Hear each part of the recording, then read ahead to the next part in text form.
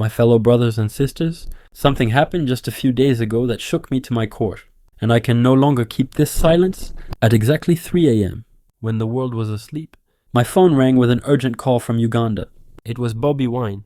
He was calling from the shadows, a man who won his people's hearts and their votes, only to have his victory stolen at the end of a gun and military force. He spoke to me from a place of deep darkness, and the words he shared made my blood boil with a sense of injustice that we can no longer ignore. Ask yourself this: if the rising instability in the heart of East Africa continues to bleed into the global energy markets, will the US dollar in your retirement account be the ultimate price we pay for the ego of an aging dictator? And why would a young leader like Ibrahim Traore risk a total diplomatic war with the Muhoozi family just to protect the dignity of a man and a wife he has never met in person? You need to stay with me until the very last second of this video, because what I am about to reveal affects every person who believes in justice. From the busy streets of Atlanta to the gold mines of Burkina Faso. Imagine a mother, a wife like Barbie, being assaulted and violated in her own home while her children watched in terror, only for the police to stand by and laugh. This is not just a Ugandan problem. This is a human tragedy that echoes the struggles our ancestors faced for centuries. To my brothers and sisters in the diaspora, our blood is the same, and our pain is one. When one African woman is attacked, the dignity of every black woman across the globe is at stake. This is not just a political disagreement. This is a high-stakes battle between a dying era of fear and a new Africa rising from the ashes of colonial legacy. It is a direct confrontation between the small, brave voices of the people and a superpower-backed military regime. But why is the Muhoozi camp so terrified of a single 3 a.m. phone call? Why is the value of the US dollar and American security interests being used as a shield for these crimes? We are going to expose the hidden truth in the next few minutes. Before we dive into the heart of this struggle, if your heart still beats for the freedom of our motherland, please hit that like button and subscribe to join our growing movement. Share this video immediately to break the mainstream media blackout that wants to keep us in the dark. I want every one of you to comment below with the words "Africa can do it" to show the world that our spirit cannot be arrested. Your voice is the only weapon they are truly afraid of. My brothers and sisters, I want you to imagine the weight of that silence in the middle of the night, when the only thing you can hear is the breathing of your children, and then suddenly the world explodes into chaos. When Bobi Wine spoke to me, his voice was heavy with a fatigue that no amount of sleep can fix. It was the voice of a man who has been hunted like a wild animal in his own backyard. He told me, "Ibrahim, they came for me again. 3 times they broke into my sanctuary. 3 times they shattered the peace of my home." Can you imagine the terror of having your doors kicked in by the very people who wear a uniform that is supposed to signify protection? They did not just come to arrest a man, they came to destroy a spirit. They turned his house upside down, searching for something they could never find, because the power Bobi Wine carries is not hidden in a drawer or under a bed. It is carried in the hearts of millions of Ugandans who are tired of being treated like tenants in their own country. But what made my blood truly boil was when he told me what they did to his wife Barbie. In our African culture, we are raised to respect the woman as the pillar of the home and the mother of the nation.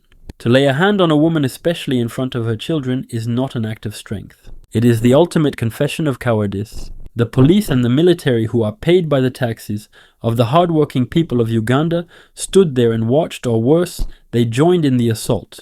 They beat her, they humiliated her, they tried to break her to get to him. This is the hallmark of a regime that has lost its soul. When a government starts fighting women and children, it is because they know they have already lost the battle for the minds of the men. It reminds me of a man I know here in Burkina Faso named Amadou. Amadou is 42 years old, a man who spent his life trying to build a small business to feed his 4 children. Under the old regime that we finally pushed aside, Amadou watched as the secret police raided his shop and beat his wife because he dared to attend a protest for lower bread prices. Amadou told me that the physical wounds healed, but the look of terror in his wife's eyes is something that haunts his dreams to this day. When I heard Bobi Wine's story, I saw Amadou's face. I saw the faces of thousands of fathers across Africa who are forced to watch their families suffer because they dared to ask for a better life. This is the reality of what we call a captured state. In a captured state, the law is not a shield for the weak, it is a club used by the powerful. Bobi Wine explained to me that in Uganda, under this family rule, the ruling family is the law. Everyone else is just an employee or a slave. If you are a police officer in that system, you are not there to serve the public, you are there to protect the family business. That is why they can assault a presidential candidate's wife, and not a single statement is issued by the police headquarters. They are silent because they are guilty. They are silent because they are waiting for orders from the master. It is a shameful display that should make every person of conscience around the world stand up in protest. We see this pattern repeating itself over and over again. They use the same tactics of intimidation and surveillance because they think we are too small and too poor to fight back. But they forget one thing. A man who has nothing left to lose is the most dangerous man to a dictator. When Bobi told me he had to sneak out of his hiding place just to visit the grave of his mother and to say hello to his living mama in Gomba, it broke my heart. Imagine a leader who won the majority of the votes being forced to move like a thief in the night just to seek a moment of comfort from his family. He told me, Ibrahim, I just needed to feel some love because out there it is just injustice and hunting every single day. My brothers and sisters, think about that for a moment. This is a man who could be living a life of luxury as a world-famous artist. He could be touring the globe and making millions. But he chose to stay. He chose to hide in the bushes. He chose to let his house be turned into a crime scene because he believes that the people of Uganda deserve to be free. This is the kind of sacrifice that the mainstream media in the West rarely talks about. They want to focus on the numbers and the trade deals, but they ignore the human cost of keeping these old dictators in power. They ignore the fact that your tax dollars and the strength of the US dollar are often used to fund the very weapons that are being pointed at Bobi Wine's chest right now. The arrogance of these people is staggering. Muhoozi, the son of the president, comes out on social media bragging like a warrior, but his actions are those of a bully. He claims they were just looking for Bobi, and that they do not beat women because they are not worth their time. Can you see the level of disrespect in those words? To say a woman is not worth their time after shattering her home and assaulting her dignity, this is not the language of a leader. This is the language of a spoiled child who has been given a military to play with. We have seen the pictures. We have seen the broken glass and the damaged ceilings. You cannot hide the truth in the digital age. Every broken door handle is a testimony to their failure. Every bruise on Barbie's arms is a stain on the reputation of the Ugandan military that will take generations to wash away. They think they are being strong, but they are actually showing the world how terrified they are of the truth. I want you to understand that this struggle is not just about one man in Uganda. It is about a system that treats Africa as a playground for a few elite families while the rest of us suffer. When Amadou in Burkina Faso saw the news of Bobi Wine, he cried. He cried because he knew that pain. He knew what it felt like to be powerless against a gun. But I told Amadou, and I am telling you now, that we are no longer powerless. We are the generation that says no more. We are the generation that sees through the lies of the police, spokespeople who tell the world that everything is fine while a house is surrounded by snipers. We are the generation that demands accountability. If the religious leaders and the human rights commissions remain silent, then we will be the voice for the voiceless. We will tell the story of the 3A, call until every person from New York to Nairobi knows the name of Bobi Wine and the struggle of the Ugandan people. This is our moment to stand together and show the world that the era of the African dictator is coming to an end. My brothers and sisters, we must ask ourselves a very difficult question today. Why is it that when a house is being torn apart and a woman is being screamed at in the middle of the night, the people who are paid to speak up suddenly lose their voices? This is the heart of what we call a captured state. To those of you watching from the United States or Europe, you might think of a government as a group of institutions that work together to keep the country running. You have the courts, you have the police, you have the human rights commissions, and you have the religious leaders. But in a captured state, like the one Bobi Wine described to me at 3A, these institutions do not belong to the people. They are owned, they are rented out like tools to a single family that treats the entire national treasury like a private bank account. Bobi Wine told me something that should chill the bones of anyone who believes in democracy. He said that after his wife Barbie was assaulted, after the windows were smashed and the children were traumatized, the Human Rights Commission actually came to his house. They walked through the wreckage. They saw the broken glass with their own eyes. They heard the testimony of a woman who had been handled roughly by state agents. And then what did they do? They walked out of that gate and they vanished. Not a single report was published. Not a single condemnation was whispered. Why? Because in a captured state, the person who leads the Human Rights Commission is often chosen not for their integrity, but for their loyalty to the dictator. They are there to give the world the illusion of oversight while making sure that the regime never actually faces any consequences. This is where your interests as an American citizen come into play.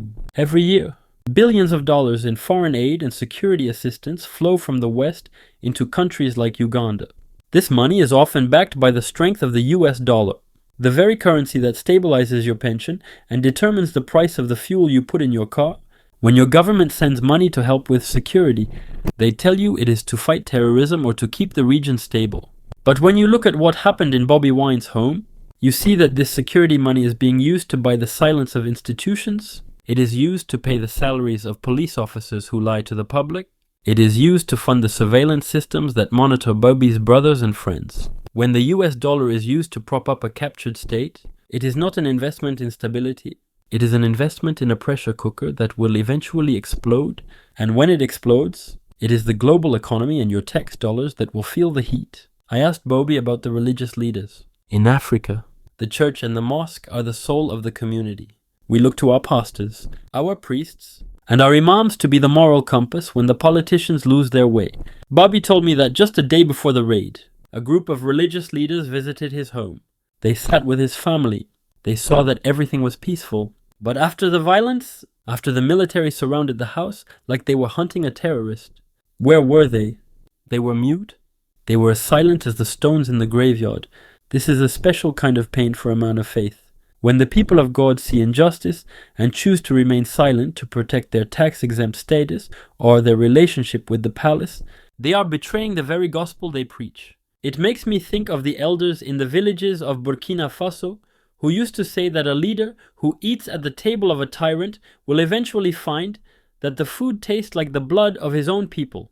And what about the feminists? We hear so much from international organizations and local activist groups about the protection of women's rights. They hold conferences and they write long papers about gender-based violence. But when Bobi, the wife of a man who actually won an election, is assaulted by state forces, these groups are nowhere to be found. It is as if her suffering does not count because she is married to a man the regime hates. This hypocrisy is what keeps Africa in chains. We have been taught to look for help from these institutions. But Bobi's 3A call proves that the only thing that will save us is ourselves. The institutions have failed because they have been bought. They have been hollowed out. All that is left is a shell that serves the interests of Muhoozi and his father, while the rest of the country starves for justice. The police spokesperson came out and told the whole country that Bobi Wine was just relaxing at home. Can you imagine the level of psychological warfare being played here? They surround your house with snipers, they cut off your internet, they beat your family, and then they tell the world you are just having a quiet afternoon? This is why mainstream media is so dangerous. If you only listen to the official reports, you would think Uganda is a peaceful paradise. They use the US dollar to hire international PR firms to polish their image in Washington and London. They want you to believe that Bobi Wine is a radical or a troublemaker, rather than a man who is simply asking for the votes of his people to be counted. But the reality on the ground is a crime scene. The reality is a captured state where the truth is the first prisoner taken on. We have to understand that this system of capture is not just about Uganda. It is a blueprint used by all dictators across the continent to stay in power for 40 or 50 years. They create a web of corruption where everyone is a little bit guilty, so no one can speak up without fearing they will lose their position. They use foreign aid to build a military that is more powerful than the people, and then they use that military to ensure the family stays in control of the nation's resources. But I am telling you today that the 3A call was a signal that the web is starting to tear. When a leader like Bobi Wine refuses to be bought, when he refuses to be silent even when he is being hunted, he breaks the spell of the captured state. He shows the police officer and the human rights worker that there is another way to live. To my brothers and sisters in America, do not think this is far away from you. The stability of the world depends on justice. When we allow these regimes to use the global financial system to hide their stolen wealth and suppress their people, we are creating a world that is less safe for everyone. Every time a dictator like Muhoozi brags about his military power on social media, he is showing you exactly how he spends the money that was supposed to go to schools and hospitals. He is showing you that he has no respect for the values of freedom that you hold dear. We must demand that our leaders stop funding the capture of African states. We must demand that the US dollar be a tool for liberation, not a leash for oppression. Bobi Wine is doing his part in the trenches, and now it is time for us to do our part by exposing the truth of this captured system. My brothers and sisters, I want you to look at the map of our beautiful continent and see it not as a collection of borders, but as a massive strategic chessboard where the future of the world is being played out right now, when Muhoozi Kainerugaba, the son of the president and the chief of defense forces, takes to social media to announce that his troops have orders to bring Bobi Wine in dead or alive. He is not just speaking to Ugandans. He is sending a message to the entire world about who really holds the power. Think about that phrase for a moment. Dead or alive? This is the language we use for international terrorists and war criminals. This is the language used for people who have committed mass atrocities. But what is Bobi Wine's crime? His only crime was standing on a stage and asking the people if they wanted a better life. His only crime was winning an election that the old guard was too afraid to let him claim. When I sat there listening to Bobi at 3 a.m., I realized that Muhoozi is not just a rogue son acting on his own. He is a carefully placed pawn in a much larger game. To my friends in America who are watching their gas prices and wondering why their government continues to send military aid to these regimes, you have to understand the strategic value of this land. Uganda is the gateway to the heart of Africa.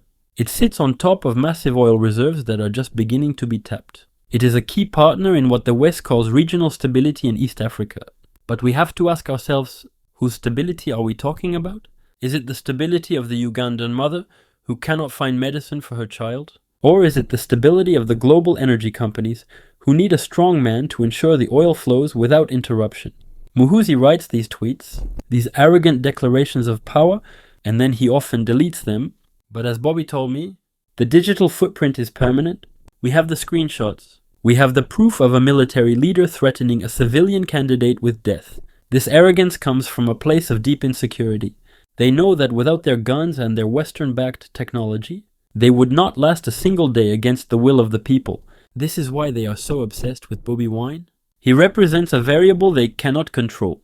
They can buy the police, they can buy the Human Rights Commission, and they can even try to buy the religious leaders, but they cannot buy the hope that Bobi has ignited in the youth of Africa. I want to talk to the diaspora for a moment. I know many of you are living in the United States, in the United Kingdom, and across Europe. You are doctors, engineers, and professors. You are the intellectual engine of our continent living in exile. You see the headlines and you feel the pain of your home country, but you also see how the systems in the West are used to keep these dictators in power. The US dollar is the most powerful weapon in the world. And right now, it is being used as a shield for the Muhoozi family. When the Ugandan government receives security grants or sells its resources on the global market in dollars, that money goes straight into a system that funds the very soldiers surrounding Bobi Wine's house. You are living in the belly of the beast, and your voice is critical. You understand that if Uganda falls into total chaos because of the madness of a dictator's son, the entire region will destabilize, and the cost of that failure will be measured in the lives of our brothers and sisters and the security of the global economies. Muhoozi acts like a gorilla beating his chest, but he is actually a puppet of a dying system. He thinks that by mocking Bobi Wine's name and threatening his life, he is showing strength. But true strength is what I heard in Bobi's voice at 3 a.m. True strength is a man who knows he is being hunted, who knows his wife has been assaulted, and yet still says, Ibrahim, I believe we shall overcome. The regime wants you to believe that this is a small local conflict, but it is actually a battle for the soul of the 21st century.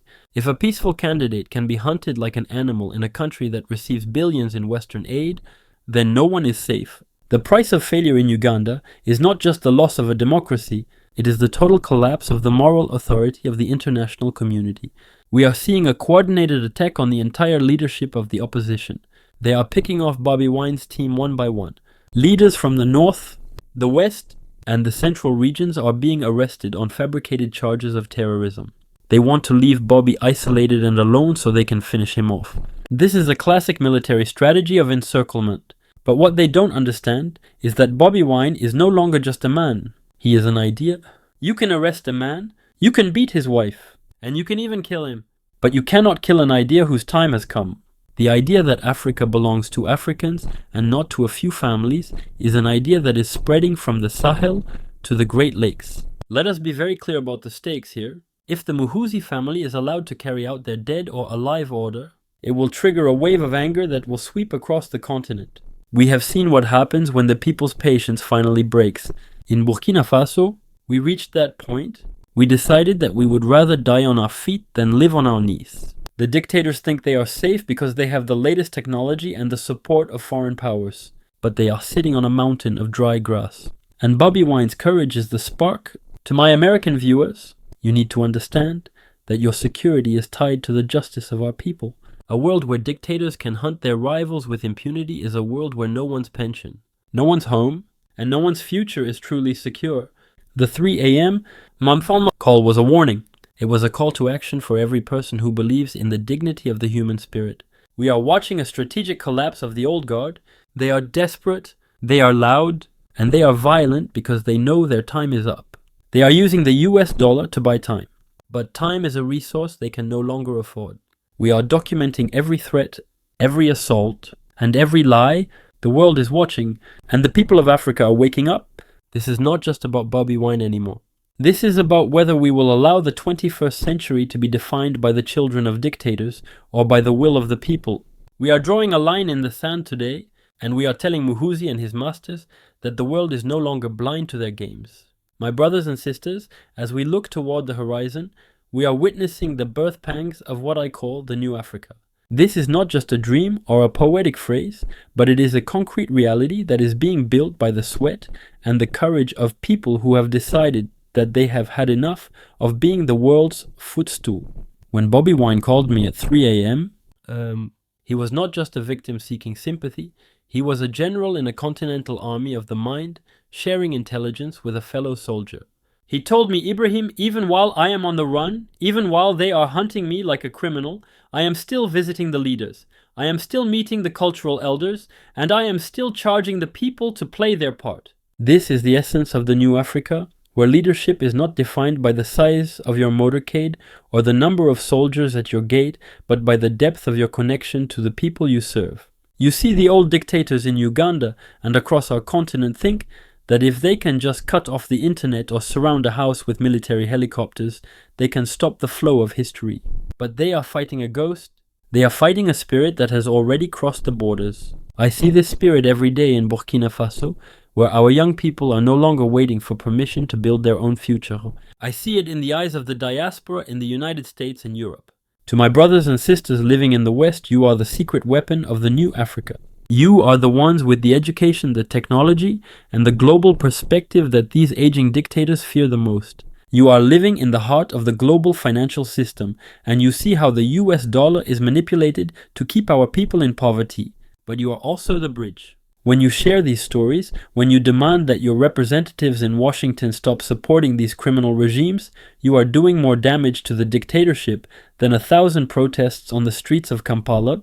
The new Africa is a global network of consciousness that no military commander can arrest. Let us draw a strategic map of where we are going. For decades, the story of Africa was written in the boardrooms of foreign capitals and the palaces of puppets. But the map is changing. We are building a coalition of the willing. From the Sahel to the Great Lakes, a new generation of leaders is emerging who speak the same language of sovereignty and dignity. We are no longer interested in being the playground for superpower rivalries. We are interested in our own resources, our own gold, our own oil, and our own human potential. When we talk about the new Africa, we are talking about a continent that can stand on its own 2 feet. And I want to ask you a very direct question. Can Africa truly stand on its own? I believe the answer is a resounding yes, but only if we refuse to be divided by the old tactics of fear. The dictators want us to think that without them there would be chaos. They want the American taxpayer to believe that if they leave power, the region will fall to terrorists. But the truth is that the dictators are the primary source of instability. They are the ones who create the vacuum of justice that breeds desperation. I want to reveal something to you about the future. Within the next few years, we are going to see a total collapse of these family dynasties. They are like old trees with rotten roots. They look strong on the outside, but inside they are hollow. The dead or alive orders against Bobi Wine are not signs of strength, but signs of a terminal illness. When a regime has to threaten to kill its most popular citizen just to stay in power, it has already lost its moral right to exist. My prediction for the future is that the people of Uganda will have the last laugh.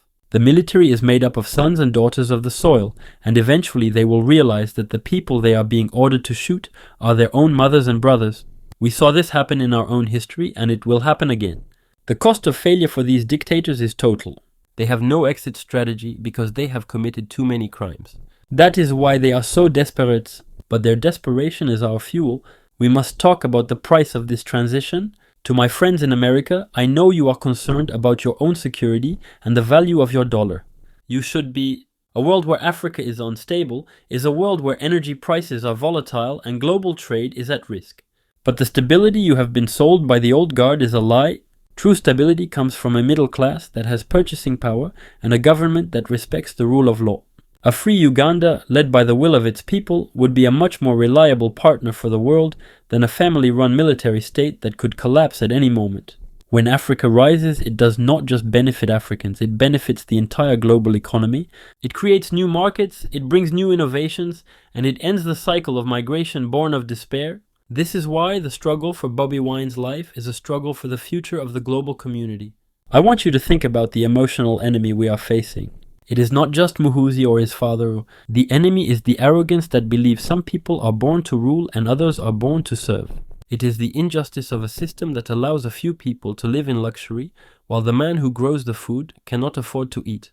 We are placing a question of justice versus injustice before the world today. Every time you remain silent, you are voting for the status quo. Every time you share this message, you are voting for the new Africa. I want to see you fill the comments section right now with the words New Africa or Africa Rise. Let us create a digital wave that reaches the ears of those who think they can hide behind their palace walls. The story of Bobi Wine is the story of every person who has ever been told that they are too small to make a difference. It is the story of the 42-year-old Amadou in Burkina Faso and the elderly grandmother in Georgia who remembers the civil rights movement. We are all part of the same long walk toward freedom. The 3 a.m. call was a reminder that we are not alone in the dark. We have each other. We have our truth. And we have a vision for a future that is so bright it will burn away the shadows of the past. The new Africa is not coming, it is already here.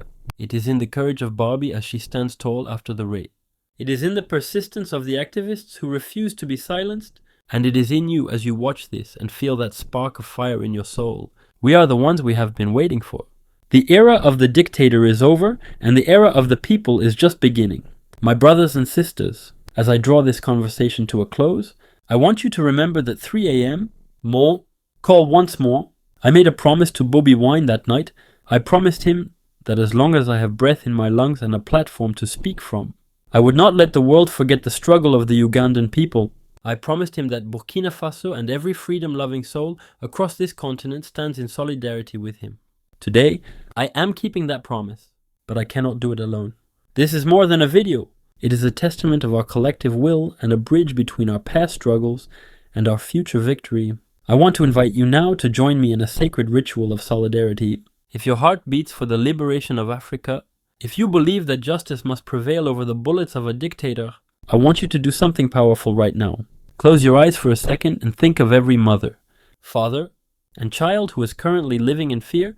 Then open them and type Amen in the comments below. If you stand with the freedom of Africa, type 1, stand with Bobi Wine to show the regime that they can no longer hide their crimes in the dark. If you found value in this truth, please subscribe and share this video with 5 people today. Let us break the algorithm of silence with the noise of our unity. Remember, the dictators have the guns, but the people have the power, and when the people decide to rise, no mountain is too high to climb. Uganda will be free. Africa will be free, and we will be the ones who saw it happen. People power, our power, keep fighting, keep resisting. I will see you in the next one.